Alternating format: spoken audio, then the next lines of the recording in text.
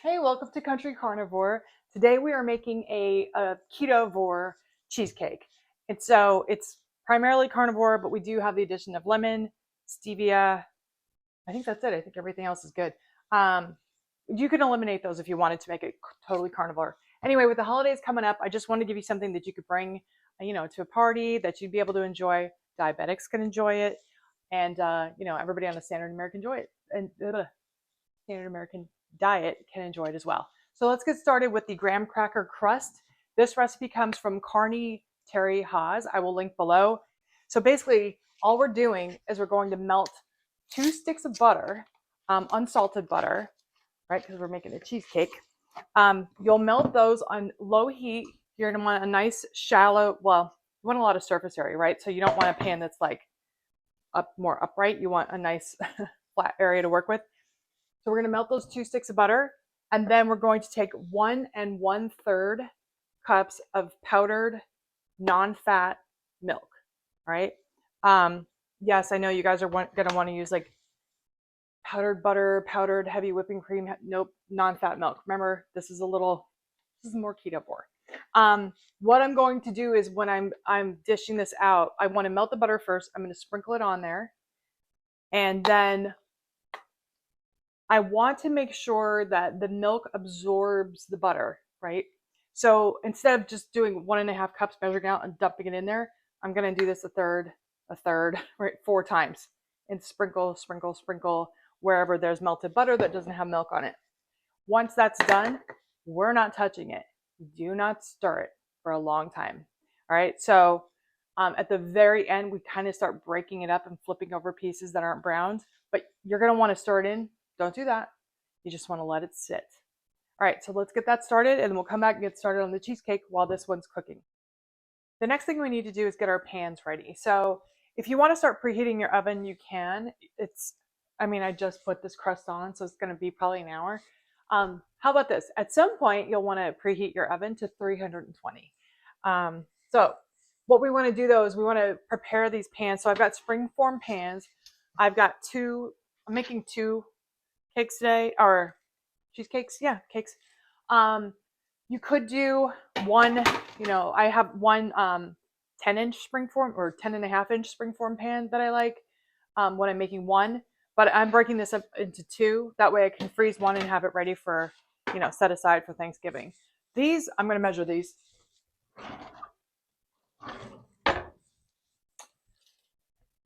Should have done this ahead of time. These are 8.5. They're probably 8-inch.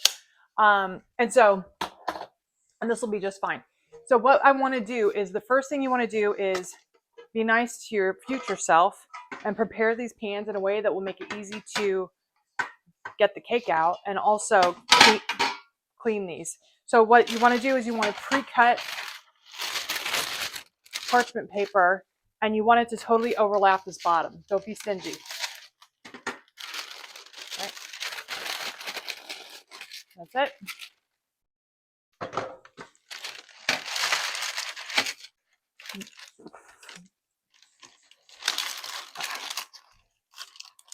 There. Okay, there we go. If you like, you can trim this a bit. You do want to leave some hanging out though, because once you release the springform, you can use this as sort of handles to pick up the cake and get it out and then cut it all up. All right, so that's part 1. The next part is the sides. So I have pre-cut strips that are the height, and they don't have to be exact, but the height of the wall. Again, this is so that the cake doesn't stick to the walls of this. Easy cleanup, easy to get it out. So it just takes a few minutes longer, and it's so worth it at the end of this. All right, so what I use is, or what I'm using is Wagyu. So I'm going to take Wagyu tallow and put it, I guess it doesn't matter what kind. I'm going to put tallow on the inside of this wall and then use it like glue to stick this on in here. You could use anything. I've used bacon grease, I've used butter, I've used ghee, just whatever you have. I was going to use bacon grease, but I didn't want to gross you guys out, so I'm using the tallow. So I'm just taking my finger. It's clean. Don't worry, it's clean. And I am coating lightly the inside of this wall. And my whole goal is just that the parchment will stick to it when I put it in there. While I'm getting this pan ready, I just want to let you guys know that I will be at Meatstock, the Meatstock Convention, meatstockconvention.com, I think it is. Or if you just Google Meatstock 2026, you'll see it. I will be there. I believe the discount code is carnivore. Hold on. And I have volunteered, so I will be getting people tickets in the morning when they check into the convention. You can come through. Yeah, I locked myself out. Maybe we should have, it's still filming, but you should just don't kick the leg. All right. You poor thing. Okay, so I've got my pan prepped. The bottom, is so much going on here. The bottom and then the sides, like I said, there we go. You can see the parchment stuck to it. Then the other thing I do is, these aren't supposed to leak, but sometimes they do. So I'm putting them on a pan, a cookie sheet, just to make sure if we have any spills, you know, it's a lot easier to clean up. All right, I'm gonna do the second pan and then we'll get going on the filling. For this, we will need five bricks of cream cheese, full fat. Don't go non-fat on this stuff, right? So you want 5 of these in total. You're going to need 8 eggs. We're actually going to use 5 whole eggs and 3 yolks. So we're going to have to separate 3 of these. And I'm going to use a 1/4 cup of stevia and 1 tablespoon of vanilla and 2 tablespoons of lemon. All right. The first thing I want to do is I'm just going to put the eggs in the mixing bowl. You know, I have a stand mixer. If you have a hand mixer, this will work just fine. I will mention that they've been out on the counter for like an hour, so they are softened. You want to go ahead and make sure these are softened before you start. That's it. So first things first, let's get our eggs in here. 5 whole eggs and 3 yolks. I almost forgot. We also need a 1/2 cup of heavy whipping cream. Oops, that would have been bad. I just looked at my pan with the butter non-fat milk mixture and it's starting to brown around the edges. I'm going to go ahead and just take a spoon and kind of start breaking it up and flipping over pieces so they can start to brown. And I'll be doing that very gently. So you just want to check on it at about the 10-minute mark, 15-minute mark, and see if it's time to do that. I've got my eggs in here. I've got all 5 of my cream cheeses in here. I'm just going to add my 1/2 cup of really good heavy whipping cream. The next thing I need to do is just add my my vanilla. Again, it's 1 tablespoon of vanilla, 2 tablespoons of lemon juice. I just checked on my crust again and started to sort of break it up into little crumbly bits. The last thing I want to do is add my 1/4 cup of stevia. What I'll do is I'll put a list here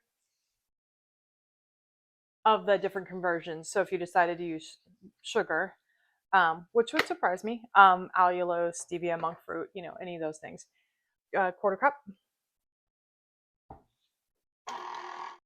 So the filling is mixed. It is nice and creamy. It's beautiful. So you want to make sure that you mix it for a long time. I do it on a lower speed.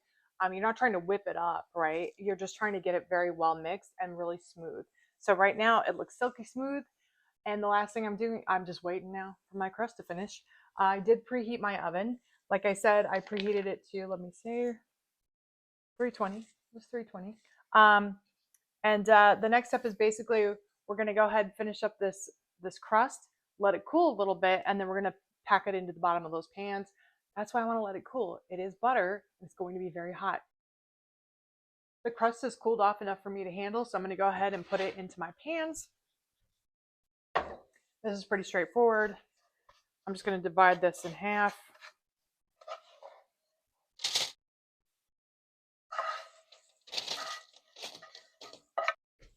As a treat to my dogs, I think I'm going to cook up those egg whites right quick in this pan and then give it to them. They'll love that.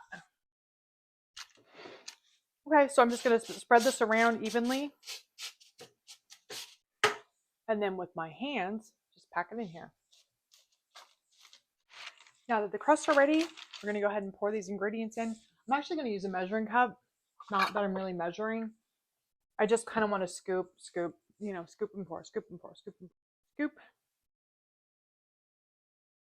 Now I'm just going to take my spatula and sort of push this to the sides. I mean, it's pooling quite a bit, but we don't have all day, right? So I'm going to help it along. All right, I'm putting these in the oven for 55 minutes. Okay, guys, so I just checked these. You know, I stuck a little baking stick in here and checked them. They actually came out clean. So the toothpick test comes out clean. It's ready to go. They look good. I just turned off the heat and I'm going to leave this cracked and they're going to sit for another hour. Once they're done, sort of cooling off in the oven for an hour, then I will move them to the refrigerator. You really should refrigerate them for at least 4 hours before eating them. That's not going to happen with one of these. We're definitely eating this. The other one will go in the refrigerator, preferably overnight. Again, I never do these things ahead of time. I want to eat them. I want to eat them right away. So do this now so that you can put them in the freezer and you'll have them for Christmas or Thanksgiving or whatever you want. I hope you guys enjoy this. Do a test run first before you bring it to somebody's house, but it's good. You're gonna like it. Bye.